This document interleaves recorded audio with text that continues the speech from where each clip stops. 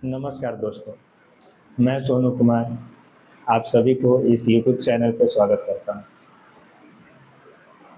आज हम लोग इस वीडियो के माध्यम से क्लास 10th के मैथ ट्रिग्नोमेट्री चैप्टर को आसानी से समझने की कोशिश करेंगे। ठीक है, तो मैं बता दूं कि आज इस वीडियो में हम लोग किन किन बातों को जानेंगे। तो एक कुछ 2-3 बातें हैं जो बता देता हूं।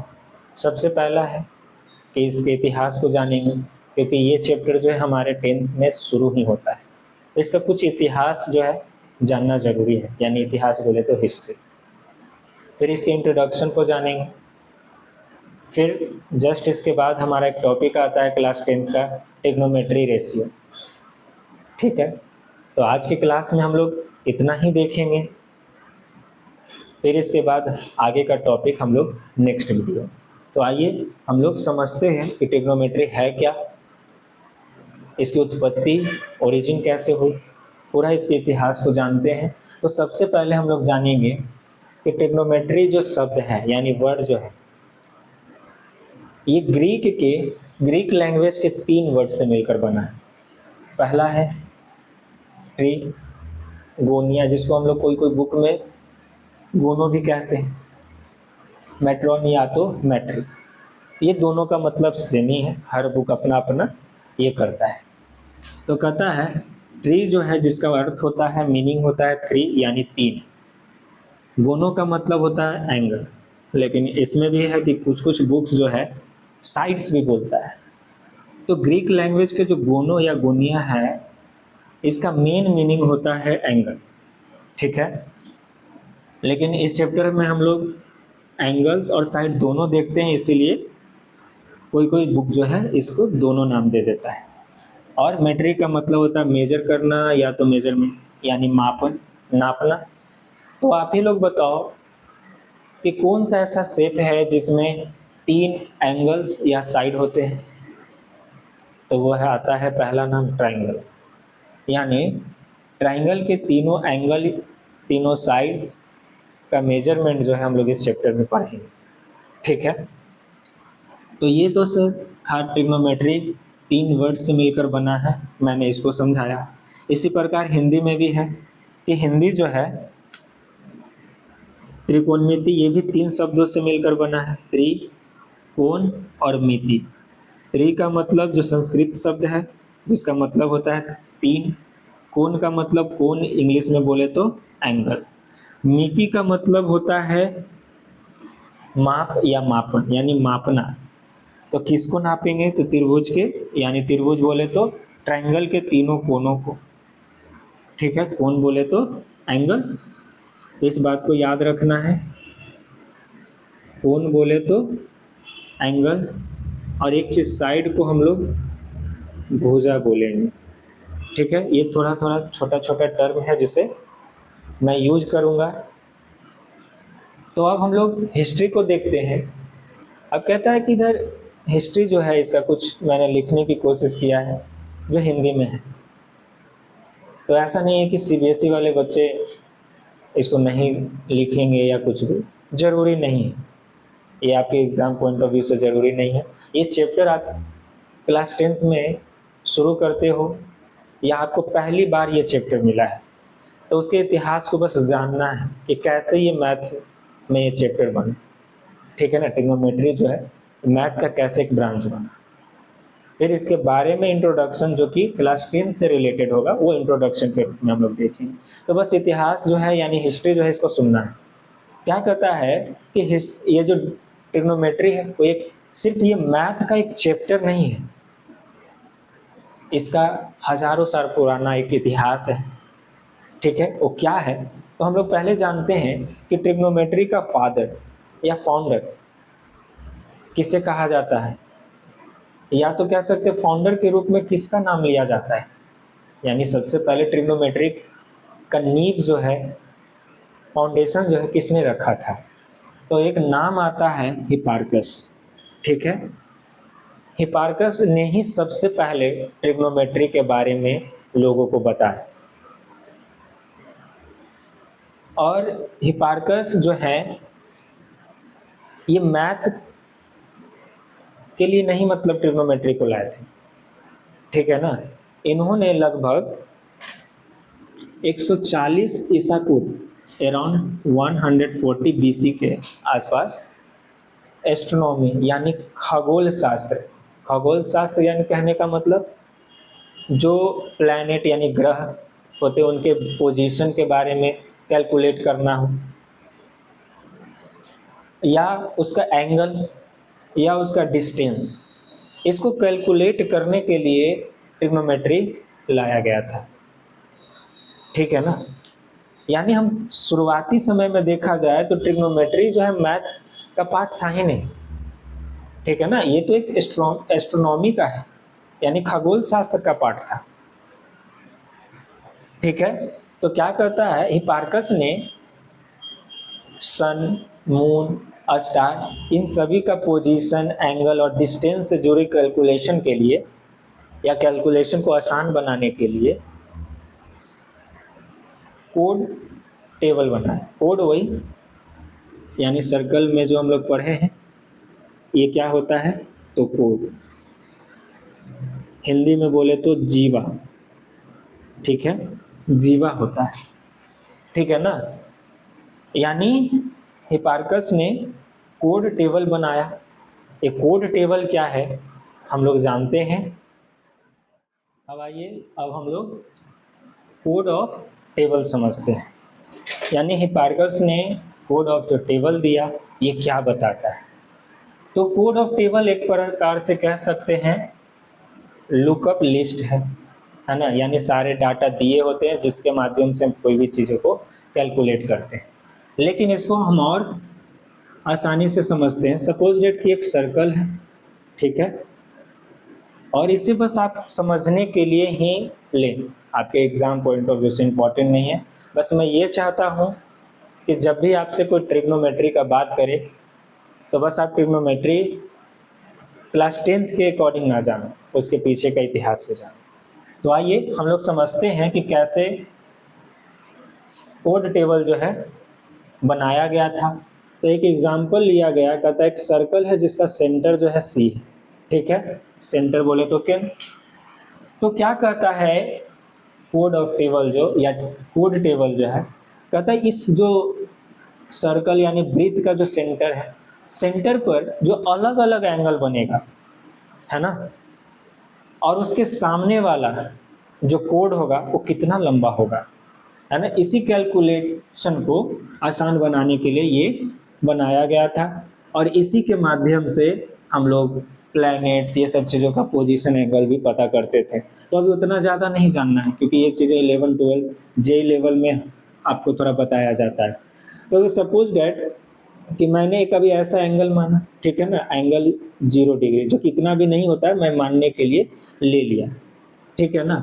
जब मैं इसे ऐसे बढ़ाऊं, इसको थोड़ा कम कर लेते हैं, ठीक है, 0 डिग्री मतलब कोई एंगल यहाँ पर तो ऐसे होगा ही नहीं, बीच में स्पेस, लेकिन समझाने के लिए मैंने ले लिया, ठीक है। यानी थीटा यहाँ पर कितना डिग्री है 0 डिग्री। अब मैं इसे बढ़ाता हूँ, ठीक है, मैं इधर और इधर की ओर, तो एंगल भी इधर बढ़ेगा, सपोज डेट ऐसे। तो यहाँ पर एंगल क्या होगा, तो मैंने ग्रीन वाला के लिए थीटा मानकर चला कि थीटा कोई एंगल है, ठीक है। ऐसे करता है कि जो अलग अलग एंगल है, अलग अलग कहने का मतलब थीटा 0 डिग्री से बढ़कर मान लो 30 डिग्री हुआ होगा या 60, यानी मैं इसे थोड़ा थोड़ा बढ़ा रहा हूँ। अब यहाँ एंगल जो है ये रेड वाला के लिए मैं एंगल ए मानता हूँ। एक ऐसा भी समय आएगा कि ये एंगल कुछ ऐसा होगा और 180 पर नीचे से होगा, बट मैंने ऊपर ऐसे लिख दिया, ठीक है। तो कहता है कि ये जो ग्रीन वाला है यहाँ पर थीटा एंगल और इसके सामने जो बनने वाला ये जो कोड है ये कितना डिग्री मतलब कितना लंबा होगा, यही हमारा कोड टेबल बताता है। अगर ये रेड वाला की बात किया जाए कि एंगल ए है, तो इस यहाँ जो बना इसके सामने इस एंगल ए एंगल के सामने जो बना कोड होगा इसका लंबाई कितना होगा। तो इसी के बीच रिलेशन या कैलकुलेशन को कोड टेबल के माध्यम से बताया जाता है, ठीक है। तो कहता है इसका एक सिंपल रूल है कि अगर जैसे हम 0 से अगर बढ़ते हैं, ठीक है, 0 से 180 डिग्री की ओर बढ़ते हैं, तो क्या होता है कि ये जो कोड है ये बढ़ते जाता है, इसका लेंथ जो है बढ़ते जाता है। जैसे मान लीजिए अगर हम यहाँ करें और यहाँ, तो यहाँ इसका जो लेंथ है इसके तुलना और इसके तुलना में ये ज़्यादा बड़ा होगा। एक ऐसा समय आएगा 180 डिग्री पर जो कोड होगा वो सबसे लंबा होगा, जिसे हम लोग डायमीटर के नाम से जानेंगे। ठीक है, क्या जानेंगे कि डायमीटर के नाम से। तो कहता है इसको कैसे मतलब हम लोग एक टेबल के रूप में जो है बनाएंगे। ठीक है, एक छोटा सा मैं एग्जांपल देता हूँ। जैसे ये जो एंगल को यहाँ हम एंगल रिप्रेजेंट करेंगे, ठीक है ना, एंगल। यहाँ जगह नहीं है तो हम शॉर्ट में लिख रहे हैं लेंथ ऑफ कोड। ठीक है, यानी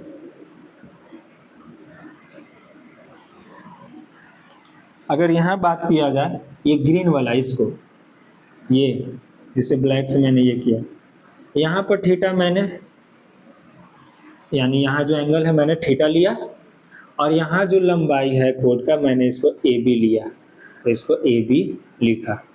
ठीक है, ये जो रेड वाला आया इसको एंगल मैंने ए लिया और इसके कोड को मैंने एम और एन से शो किया, तो ऐसे एम और एन।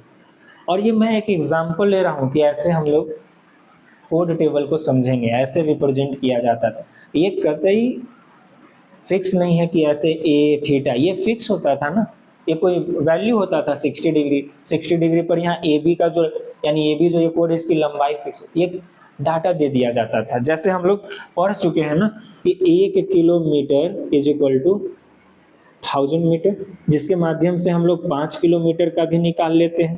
तो इधर भी आप 5 से मल्टीप्लाई करो, 5000 मीटर।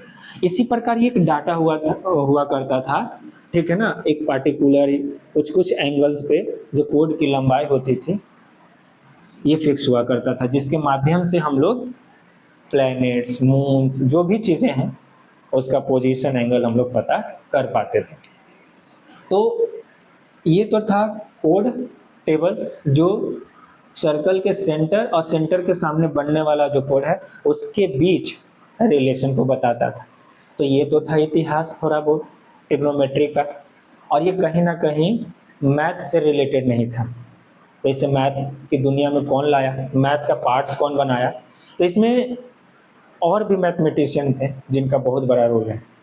जैसे एक हम एग्जांपल ले सकते हैं अपने भारतीय मैथमेटिशियन आर्यभट्ट की, जिन्होंने सबसे पहले, अब ये तो हटा देते हैं, बस इसको आप नॉलेज के पॉइंट ऑफ व्यू से रखेंगे। ठीक है, तो आर्यभट्ट ने सबसे पहले क्या किया कि इन्होंने जया, यानी इंग्लिश में बोलो तो ये, क्योंकि आर्यभट्ट ने सबसे पहले ऐसे ही जया शब्द का यूज किया था। ठीक है ना, तो ये नहीं सीबीएसई वाला कुछ और बोलेंगे, नहीं, यही चीजें नाम है। ठीक है ना, जया और एक था को जया। ठीक है, को जया। सबसे पहले आर्यभट्ट ने ट्रिग्नोमेट्री पर और स्टडी किया और उन्होंने जया और को जया का कॉन्सेप्ट दिया। जो आज मॉडर्न ट्रिग्नोमेट्री का जो आप एक चीज देखते हो साइन, ठीक है ना, साइन थीटा, यही जया था। ठीक है ना, यही क्या है हमारे इतिहास में, इस साइन को जया बोला जाता था और ये को जया को कोसाइन बोला जाता था। ठीक है, कोसाइन, जो आज हम लोग ये जानते हैं। लेकिन आर्यभट्ट ने सबसे पहले जया और को जया शब्द यूज किया था। ठीक है ना, तो जया और को जया के बारे में हम और बताते हैं। ठीक है ना, तो ये तो हमारे आर्यभट्ट थे जो लगभग 5वीं शताब्दी यानी 5th सेंचुरी के आसपास ये कॉन्सेप्ट दिए, यानी साइन और कॉस का कॉन्सेप्ट दिए। और भी हम इसके नाम पर थोड़ा आपको बता दूं कि आर्यभट्ट ने सबसे पहले इसको अर्धजीवा बोला था, अर्धजीवा। ठीक है ना, क्योंकि कोड को हम लोग जीवा ही बोलते थे। ठीक है, तो अर्धजीवा। लेकिन इसी को आसान शब्द में जो फारसी मैथमेटिशियन था, है ना, यानी जो पर्शियन तरफ के जो मैथमेटिशियन थे, उनको थोड़ा बोलने में दिक्कत होता था, तो इसे आसान बनाने के लिए वो अपने अनुसार इनको अर्ध जया बोला। ठीक है, इसे और आसान बनाने के लिए इसको जया बोला गया। ठीक है ना, इसी जया को आप इंग्लिश में वैसे लिख लो। ठीक है, तो ये हमारे आर्यभट्ट ने सबसे पहले बताया, और इन फारसी जो लोग था, पर्शियन लोग, उन्होंने अपने अनुसार इसको मॉडिफाई करते चला गया। तो ये था क्या से कहता है, जो आज हम लोग ट्रिग्नोमेट्री मैथ में पढ़ रहे हैं, जो साइन कॉस ये सब जो कॉन्सेप्ट था, सबसे पहले हमारे आर्यभट्ट ने दिया। ठीक है,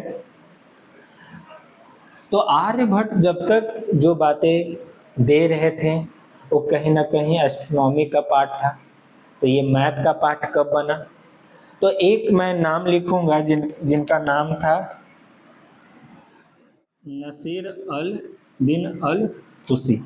ठीक है, इन्होंने ही सबसे पहले ट्रिग्नोमेट्री को एक सेपरेट मैथ का पार्ट बनाया। ठीक है, ये एक फारसी मैथमेटिशियन यानी पर्शियन मैथमेटिशियन थे, जिन्होंने एस्ट्रोनॉमी से ट्रिग्नोमेट्री को अलग किया और इसे मैथ का एक पार्ट या ब्रांच कह लो बनाया। तो इनका नाम भी जानना जरूरी था, क्योंकि इन्हीं का देन है कि इसे मैथ का पार्ट में लाया गया। ठीक है, तो अब हम लोग ट्रिग्नोमेट्री का इंट्रोडक्शन के बारे में जानेंगे, जो क्लास 10 से रिलेटेड है। और अभी तक जितने भी हम लोग ट्रिग्नोमेट्री का हिस्ट्री के बारे में जाने, बस उसे आप अपने माइंड में रखेंगे नॉलेज पर्पज से। बस ये आपके एग्ज़ाम पॉइंट ऑफ व्यू से अभी इम्पॉर्टेंट नहीं है, बट मैंने सोचा कि ट्रिग्नोमेट्री यानी त्रिकोणमिति जो है 10th से ही शुरुआत होता है और ये लाइफ टाइम तक चलता है, जब तक आप पढ़ रहे हैं। तो कम से कम इसके बारे में तो जानें, या जब भी ट्रिग्नोमेट्री के बारे में बात हो तो हम लोग सिर्फ 10th के फॉर्मूला और कुछ 2-4 कॉन्सेप्ट जानकर अपने ज्ञान को सीमित ना रखें, थोड़ा बहुत हिस्ट्री को भी जानना है। तो आइए अब हम लोग देखते हैं इंट्रोडक्शन। तो आइए अब हम लोग अपने क्लास 10th के अकॉर्डिंग ट्रिग्नोमेट्री को समझते हैं और जानने की कोशिश करते हैं। तो सबसे पहले क्या कहता है ट्रिग्नोमेट्री? ट्रिग्नोमेट्री जो है एक मैथमेटिक्स का एक क्या है, तो ब्रांच है, जिसमें हम लोग क्या पढ़ते हैं, तो एंगल्स और साइड्स के बीच रिलेशन।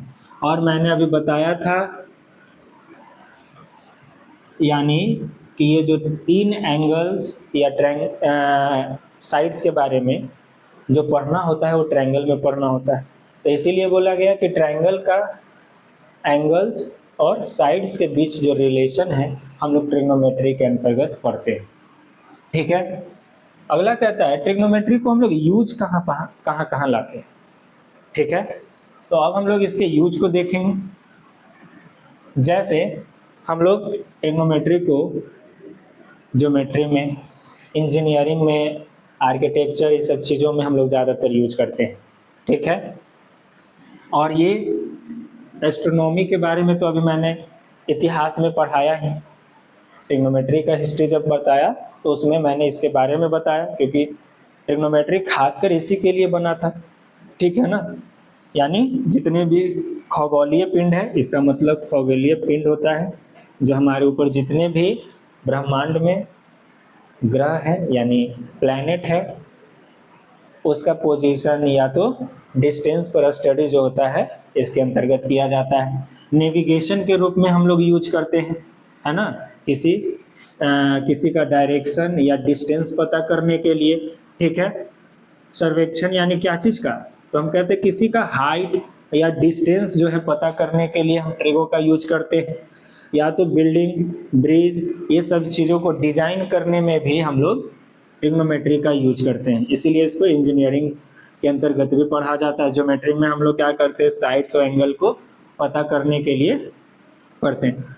ये कहता है फिजिक्स में भी इसका यूज है ट्रिग्नोमेट्री का, है ना, वेव, फोर्स, मोशन, इन सभी जो चैप्टर्स हैं उसमें ट्रिग्नोमेट्री का यूज होता है।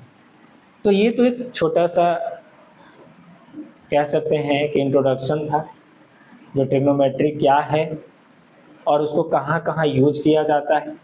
तो कहता है कि जो इस चैप्टर में यानी ट्रिग्नोमेट्री में एक लीड रोल जो है हीरो की तरह कोई निभाता है, तो वो है राइट एंगल ट्रायंगल, ठीक है, यानी समकोण त्रिभुज। यानी इस चैप्टर में हम लोग कैसा ट्रायंगल के बारे में स्टडी करेंगे, तो राइट एंगल ट्रायंगल यानी समकोण त्रिभुज और उसके भुजा यानी साइड और एंगल्स यानी कोणों के बारे में जानेंगे। तो ये हो गया हमारा छोटा मोटा बात जो हम लोग को जानना था। अब आइए हम लोग आगे बढ़ते हैं, यानी किसके बारे में, समकोण यानी राइट एंगल ट्रायंगल के बारे में। अब इसके बारे में थोड़ा सा परिचय लेंगे, वो भी किन के अनुसार, तो आर्यभट्ट के अनुसार। यानी आर्यभट्ट ने ये राइट एंगल जो ट्रायंगल है इसके बारे में क्या बताया इस चैप्टर के अकॉर्डिंग, ठीक है। तो आइए हम लोग देखते हैं। आइए अब हम लोग राइट एंगल ट्रायंगल के बारे में जानेंगे, वो भी आर्यभट्ट के अनुसार, ठीक है ना। इन्होंने राइट एंगल ट्रायंगल के बारे में क्या बताया, तो सबसे पहले मैं एक राइट एंगल ट्रायंगल लेता हूँ जिसका नाम ए बी और सी। तो आर्यभट्ट के अनुसार जो राइट एंगल ट्रायंगल है उसमें एक जो एंगल होगा फिक्स जो है वो 90 डिग्री होगा, ठीक है। यानी राइट एंगल ट्रायंगल में एक एंगल यानी एक कोण जो है वो 90 डिग्री होगा। तो ये उन्होंने सबसे पहला जो है यही बात बताया कि राइट एंगल ट्रायंगल में एक एंगल जो है 90 डिग्री होगा। दूसरा बात क्या कहता है कि 90 डिग्री के जस्ट सामने वाला है ना, सामने कौन सा है, ये वो हमारा हाइपोटेनस होगा, ठीक है। हाइपोटेनस को हम लोग एच से डिनोट करते हैं और हिंदी में इसको हम लोग कर्ण बोलते हैं। बात समझ में आया, ये आर्यभट्ट ने बताया। कहता है दूसरा बात कि ये 90 डिग्री को छोड़कर जो दो ये एंगल्स बचे हुए हैं इन दोनों में से कोई एक जगह थीटा होगा। थीटा डेट मीन्स कहने का मतलब ये कोई एंगल को रिप्रेजेंट कर रहा है, ठीक है ना। यानी इस एंगल का नाम क्या है, थीटा।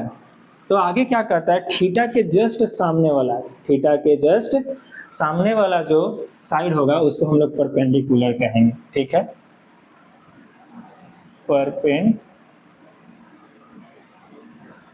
परपेंडिकुलर जिससे हम लोग P से डिनोट करते हैं और हिंदी में बात बोले तो लंब, ठीक है। तीसरा बात क्या जानने वाला है कि 90 डिग्री और थीटा के जो बीच का जो साइड है इसे हम लोग बेस कहेंगे, ठीक है। बेस जिसे हम लोग बी से डिनोट करते हैं और हिंदी में बोले तो आधार, ठीक है। इसको एक और नाम से हम लोग हिंदी में जानते हैं, ठीक है, आसन भुजा या आसन्य भुजा।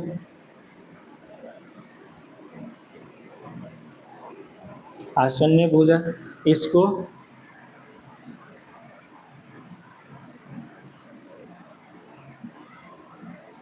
सम्मुख भुजा। सम्मुख कहने का मतलब थीटा के सामने वाले मुख के तरफ, ठीक है ना। तो ये तो बिहार बोर्ड के लिए था कि परपेंडिकुलर को हम लोग लंब यानी सम्मुख भुजा कहते हैं और 90 डिग्री और थीटा के बीच वाले को बेस कहते हैं। 90 डिग्री के जस्ट सामने वाले साइड्स को हम लोग क्या कहते हैं, तो हाइपोटेनस। और जैसे मैंने बताया आप उसी आधार पर याद रखेंगे, ठीक है ना।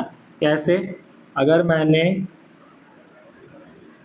एक ऐसा एग्जांपल दिया M N और O और यहाँ पे बोल दिया कि ये 90 डिग्री है, ठीक है ना, तो हाइपोटेनस कौन सा होगा, तो अभी मैंने बताया कि 90 डिग्री के जस्ट सामने वाला यानी NO जो है हाइपोटेनस होगा, ठीक है। अगर मैंने बोला कि ये थीटा है या कोई भी थीटा है तो थीटा के जस्ट सामने वाला क्या होगा, तो परपेंडिकुलर, और 90 डिग्री और थीटा के बीच वाला जो साइड होगा वो बेस।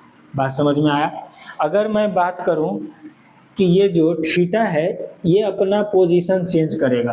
पोजीशन चेंज करने का मतलब कभी ये सी पास हो सकता है तो कभी ए पास, यही दो जगह ये अपना स्थान जो है बदलता रहेगा। तो अगर सपोज दैट मैं कह रहा हूँ कि थीटा यहाँ पे है ना, 90 डिग्री तो फिक्स है, ये इसमें कोई चेंजेस नहीं होगा, ये हमेशा ही सेम रहता है। तो 90 डिग्री यानी 90 डिग्री के सामने वाला हाइपोटेनस भी फिक्स होता है, ठीक है। अब इसके अकॉर्डिंग इसका सामने वाला जो है साइड ये है एम तो परपेंडिकुलर ये होगा। क्यों? क्योंकि अभी मैंने बताया थीटा के जस्ट सामने वाला परपेंडिकुलर, तो थीटा मैंने यहाँ मान लिया, ठीक है, ये अब नहीं है, थीटा यहाँ है, तो यहाँ जस्ट सामने जो है परपेंडिकुलर 90 डिग्री और थीटा के बीच वाला को हम लोग बेस कहेंगे। तो इस तरीके से कॉन्सेप्ट जो है क्लियर रखना है, क्योंकि क्वेश्चन में थीटा जो है कहीं इन दोनों जगहों पर आपको देखने के लिए मिलेगा। तो ये तो हो गया हमारा बेसिक बातें, ठीक है, कि अगर थीटा कहीं पर हो तो हम कैसे पता करेंगे, ठीक है। क्या बात है, 90 डिग्री के जस्ट सामने वाला हाइपोटेनस, थीटा के जस्ट सामने वाला परपेंडिकुलर, 90 डिग्री और थीटा के बीच का जो साइड होगा 90 डिग्री और थीटा के बीच में यही दिख रहा है, तो ये क्या होगा, बेस, ठीक है। तो ये तो हो गया हमारा ट्रिग्नोमेट्री में क्या कहता है राइट एंगल ट्रायंगल का थोड़ा सा इंट्रोडक्शन।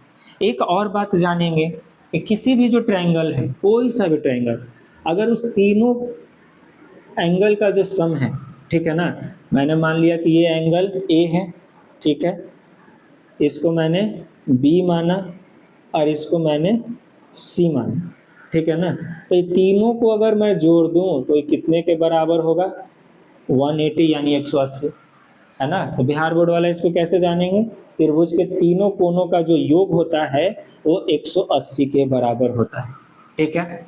और मैंने जो भी ये सब चीज़ें बताया, मैं कोशिश करूँगा कि यहाँ पे आपको इसका पेज लगा दूँ वीडियो में, जिससे आपको नोट्स बनाना आसान हो जाएगा।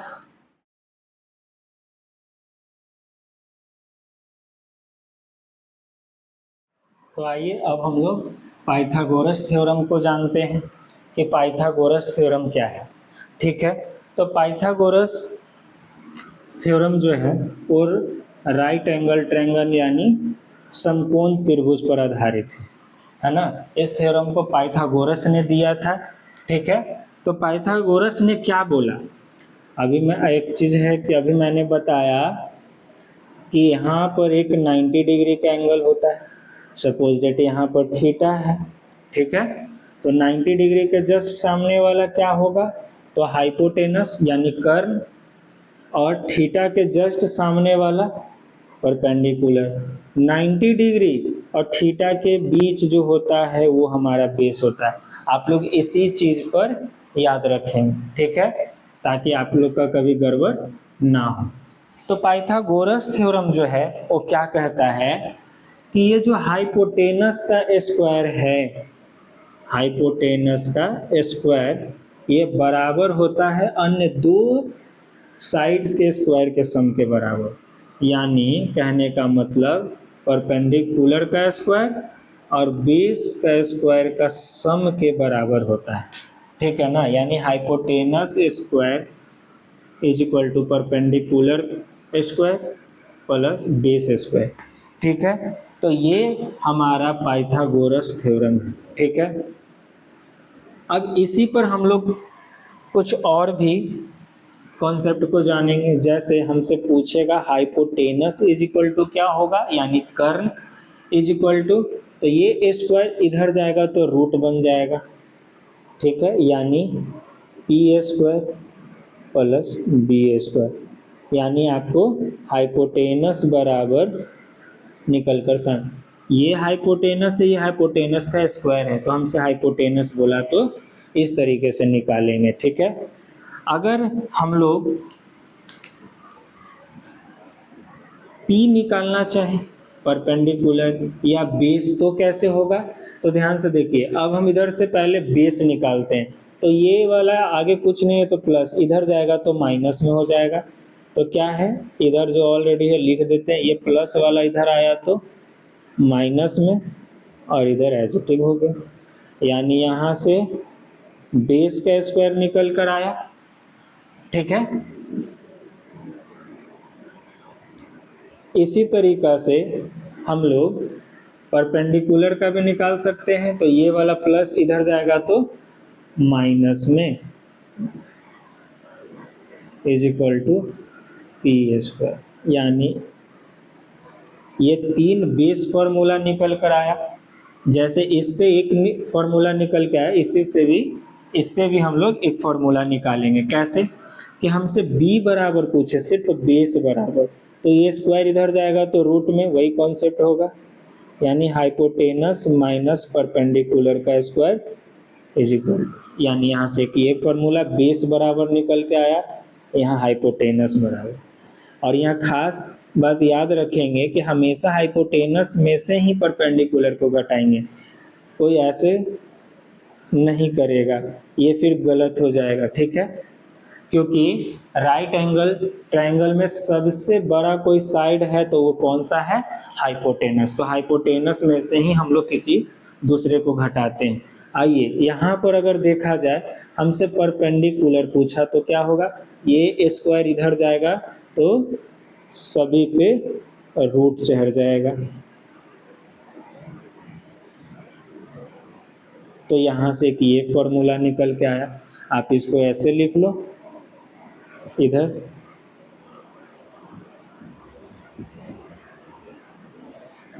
ठीक है।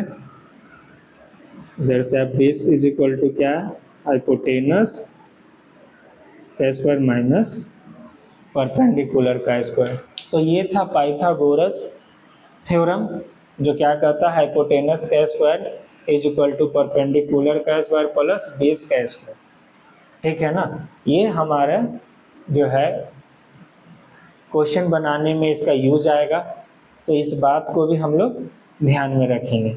अब हम लोग चलते हैं सबसे मेन टॉपिक, जिसका नाम है ट्रिग्नोमेट्री रेशियो, यानी त्रिकोणमितीय अनुपात के बारे में जानने। ठीक है, अब हम लोग क्लास 10th का सबसे इम्पोर्टेंट टॉपिक देखते हैं, जिसका नाम है ट्रिग्नोमेट्री रेशियो। ठीक है, इससे आधारित हम लोग 6 फॉर्मूला देखेंगे।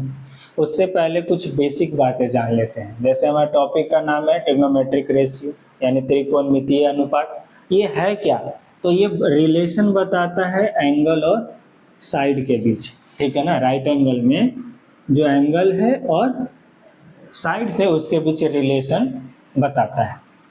तो फॉर्मूला बताते समय मैं एक चीज़ यूज करूँगा, उसके लिए एक चीज़ याद रखिएगा कि ट्रिग्नोमेट्री रेशियो या किसी भी ट्रिगो के रेशियो जो है उसमें एक थीटा बहुत बड़ा रोल निभाता है। तो मैं इसको समझाने के लिए जो थीटा है, मैं इस टॉपिक का मुखिया मान लेता हूँ, मुखिया, यानी ये हेड है। ठीक है ना, हेड पर्सन है इस टॉपिक का, क्योंकि इसी से हम लोग ट्रिग्नोमेट्री रेशियो का फॉर्मूला निकालेंगे। कहता है अगर ये हेड है किसी घर का, ठीक है, मुखिया है, और इसके पास जो संपत्ति अब कह लो या कोई सामान है, ठीक है ना, उस सामान को हम बोलते हैं एक हाइपोटेनस, परपेंडिकुलर और बेस। ठीक है ना, यानी एक घर का हेड मुखिया जो है वो थीटा है, जिसके पास एक संपत्ति है जिसको हम लोग एच बोले हाइपोटेनस, एक मैंने बताया परपेंडिकुलर और एक मैंने बताया बेस। इसके पास 3 गो सामान है। ठीक है, ये 3 सामान कहाँ कहाँ ये यूज करेगा ये हम लोग आगे देखेंगे, लेकिन उससे पहले हम लोग जानते हैं कि ये जो ट्रिग्नोमेट्री रेशियो है ये ट्रिग्नोमेट्री के फंक्शन पर आधारित है। यानी कहता है फंक्शन ऑफ ट्रिग्नोमेट्री। क्या है फंक्शन ऑफ ट्रिग्नोमेट्री, यानी हम लोग जो सुने हैं, अपने बुक में देखे हैं, है ना, हम लोग जो देखे हैं साइन, कॉस, टैन, कॉट, सेक, कॉसेक, ये सब क्या है, तो ट्रिग्नोमेट्री का फंक्शन है। तो इसीलिए बोला गया कि ट्रिग्नोमेट्री फंक्शन जो है मेनली वो 6 है। कितने हैं, 6 हैं मैथमेटिक्स में। मैथमेटिक्स क्या, सभी चीज़ें में ये 6 ही जो फंक्शन है जो वर्क करता है। और अभी मैंने वो बताया भी कि आर्यभट्ट ने सबसे पहले अर्थजया, है ना, अर्थजया, जिसको पर्शियन लोगों ने यानी जो फारसी लोग हैं उन्होंने क्या बताया, अर्धजया, उनके बोलने में यही सहूलियत होता था इसीलिए उन्होंने अर्धजया बोला। इसे और छोटा कर दिया गया, है ना, ताकि इसे आसानी ढंग से याद किया जा सके, जिसको शॉर्ट करके जया बोला गया। ठीक है, इसी तरीका से को जया, स्पर्श जया, कोटि स्पर्श जया, व्यू को जया और व्यू जया।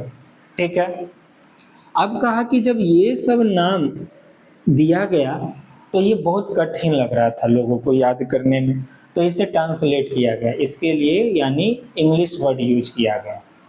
जया को मैंने बताया साइन, को जया को को साइन, स्पर्श जया को टेंजेंट, कोटि स्पर्श जया को को टेंजेंट। ठीक है, व्यू को जया को हम लोग सेकेंड, व्यू जया को हम लोग को सेकेंड कहते हैं। तो बात आया कि इतना में भी लोगों को मन नहीं भरा कि नहीं ये भी बहुत बड़ा बड़ा वर्ड है, ठीक है ना, इसको और छोटा किया जाए। तो इसको शॉर्ट करने का, साइन और कॉस को छोटा करने का जो श्रेय है ये दो व्यक्ति को जाता है, एडमंड गंटर को और जोनस मूरे को। ठीक है ना, इन्होंने ट्रिग्नोमेट्री के जो 6 फंक्शन हैं जो अभी हम लोग पता किए, है ना, वो कौन सा है, तो ये 6 जो है फंक्शन है, इसे और छोटा बनाकर इन्होंने क्या किया कि हर फंक्शन से 3 लेटर को लेना शुरू किया। जैसे साइन में से SIN, कोसाइन में से COS को लिया, टेंजेंट में से TAN को लिया, को टेंजेंट में से COT, यहाँ से भी 3 हो लिया। ठीक है, को सेकंड में से भी 3 लिया ये, और यहाँ से भी 3 लिया, लेकिन यहाँ आ गया एक दुविधा, है ना, प्रॉब्लम क्रिएट हो गया कि ये दोनों सेम मिल रहा था, है ना, तो इसे और आगे तक कोसेक यानी इसको इसमें 5 लेटर को लिया गया। तो हमारा जो ट्रिग्नोमेट्री का जो 6 फंक्शन है, साइन, कॉस, टेन, कॉट, सेक और कॉसेक, ये इस तरीका से बन गया। अभी भी ये कोई काम का नहीं है, ठीक है ना, जब तक इसमें हम लोग थीटा को नहीं लाते हैं, यानी sine theta, cos theta, tan theta, cot theta और सेक थीटा, कॉसेक थीटा। ठीक है, तो अब हम लोग इसको भी लाते हैं, क्योंकि अब हम लोग ट्रिग्नोमेट्री रेशियो का क्या बनाएंगे, फॉर्मूला।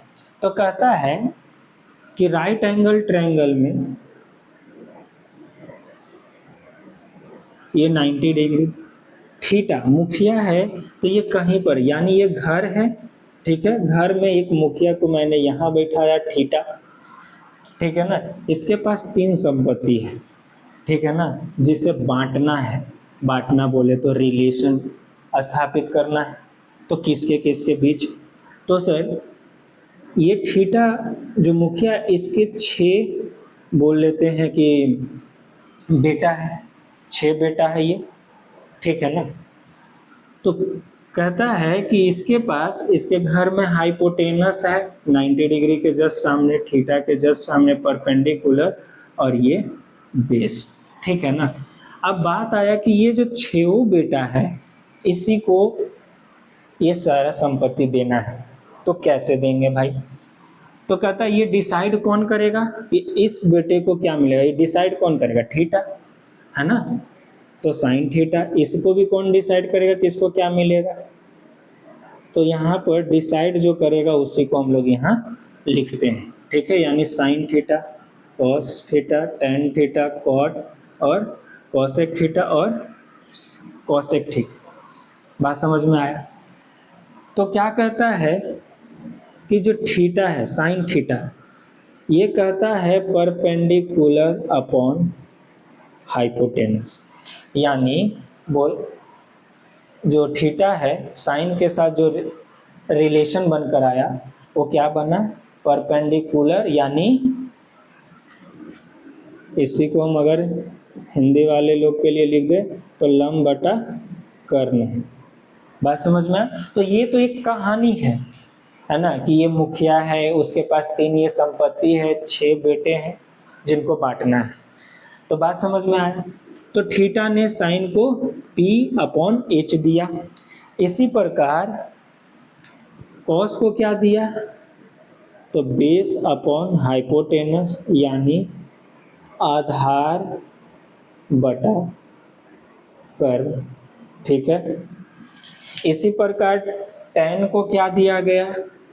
तो परपेंडिकुलर अपॉन बेस यानी लंब बटा आधार। ठीक है।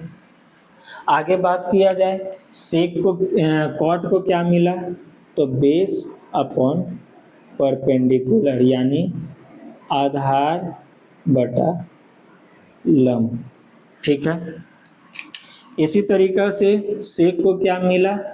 तो हाइपोटेनस अपॉन बेस यानी कर्ण बटा आधार। और कॉसेक को क्या मिला? हाइपोटेनस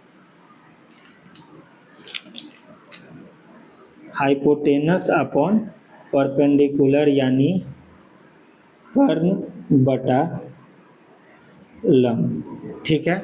क्योंकि 6 बेटा है और 3 ही समान है तो सबको बराबर का हिस्सा मिले। ये तीनों संपत्ति को ये 6 ही जो है यूज करें।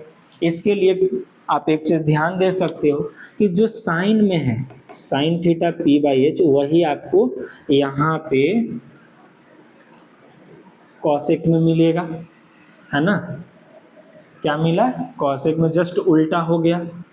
इसी प्रकार अगर यहाँ देखा जाए कि जो सेक में है वो आपको कॉसेक में कॉस में जो है वो आपको सेक में मिल जाएगा, और जो टैन में है वो आपको कॉट में देखने के लिए मिल जाएगा, बस उल्टा करके, है ना। तो यहाँ से एक बात निकल कर आया क्या, कि साइन का उल्टा क्या होता है? उल्टा ही है ना फॉर्मूला P/H, तो यहाँ H/P है। ठीक है। और यहाँ पर कॉस का उल्टा क्या है? तो सेक है। टैन का उल्टा क्या है? तो कॉट है। तो इस सीरीज को आप याद रखेंगे, साइन का उल्टा कॉसेक, कॉस का उल्टा सेक, टैन का उल्टा कॉट। ठीक है। कैसे याद रखेंगे? साइन किसके साथ उल्टा होगा? तो कॉसेक के साथ।